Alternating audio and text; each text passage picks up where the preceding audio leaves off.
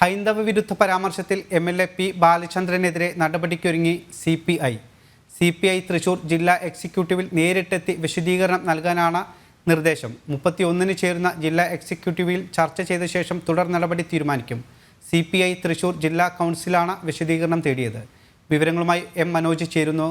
Manoj, FB പോസ്റ്റിലാണ് ഇത്തരത്തിൽ ഒരു ഹിന്ദു വിരുദ്ധ പരാമർശം MLA നടത്തിയത്. സംഭവത്തിൽ ഇപ്പോൾ CPI നടപടിയുമായി മുന്നോട്ട് വന്നിരിക്കുന്നു. എന്താണ് ഇതുമായി ബന്ധപ്പെട്ട കൂടുതൽ വിശദാംശങ്ങൾ? മനോജ്, FB പോസ്റ്റിലാണ് ഇത്തരത്തിൽ ഒരു ഹിന്ദു വിരുദ്ധ പരാമർശം MLA നടത്തിയത്. പി ബാലചന്ദ്രൻ അത്തരത്തിലുള്ള ഒരു പരാമർശം നടത്തിയത്.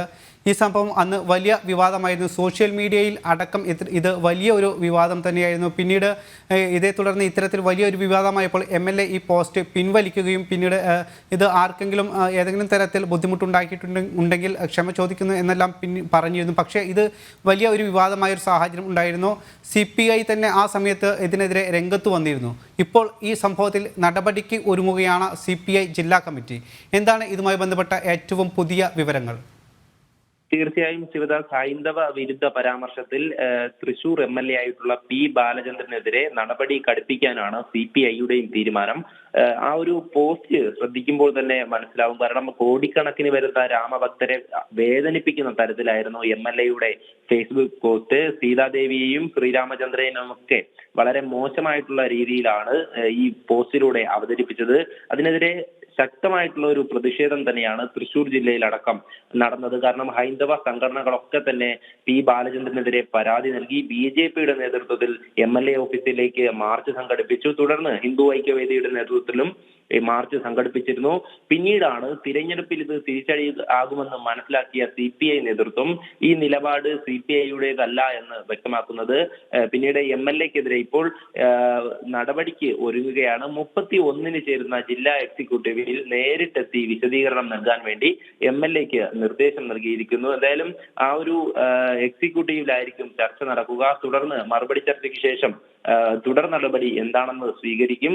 എന്തായാലും MLAക്കെതിരെ ശക്തമായിട്ടുള്ള പ്രതിഷേധം ഇപ്പോഴും തുടരുക തന്നെയാണ്. വിവിധ പോലീസ് സ്റ്റേഷനുകളിലായി MLAക്കെതിരെ പരാതി നൽകി. അതിനുശേഷം ഈ കമ്മീഷണർക്കും പരാതി നൽകിയിട്ടുണ്ട്. എന്തായാലും CPI തന്നെ ഇപ്പോൾ തള്ളിപ്പറഞ്ഞിരിക്കുന്ന ഒരു സാഹചര്യമാണ്.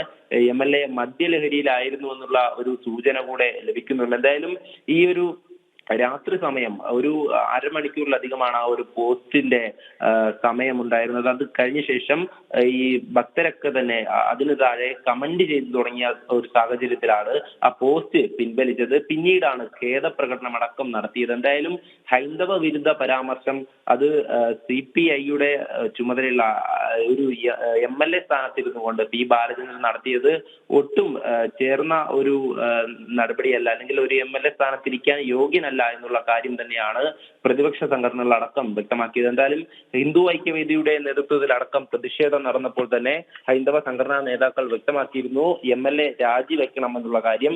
MLAയുടെ രാജി വരെ തന്നെ ഈ പ്രതിഷേധങ്ങൾ തുടരുമെന്നാണ് ഈ സംഘടനാ നേതാക്കളും അറിയിച്ചിട്ടുള്ളത്. എന്തായാലും ഈ ഒരു പ്രതിഷേധം ശക്തമായ സാഹചര്യത്തിൽ CPIക്ക് തന്നെ നടപടി എടുക്കേണ്ടി വന്നിരിക്കുന്നു. ആ നടപടിക്ക് വേണ്ടിയിട്ടുള്ള പ്രാരംഭഘട്ടമാണ് ഇത്തരത്തിലൊരു വിശദീകരണം ചോദിച്ചുകൊണ്ടുള്ള ഒരു നിർദ്ദേശം നൽകിയിട്ടുള്ളത്.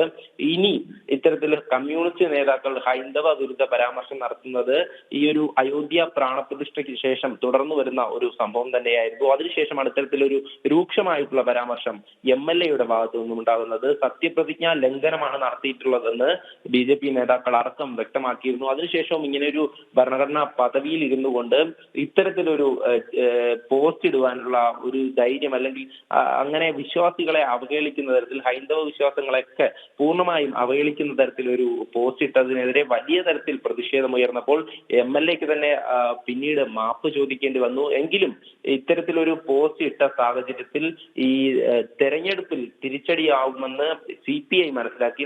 നേരത്തെ തന്നെ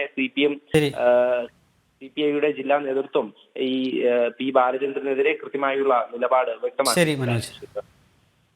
ശരി മനോജ്, വളരെ വ്യക്തമാണ്.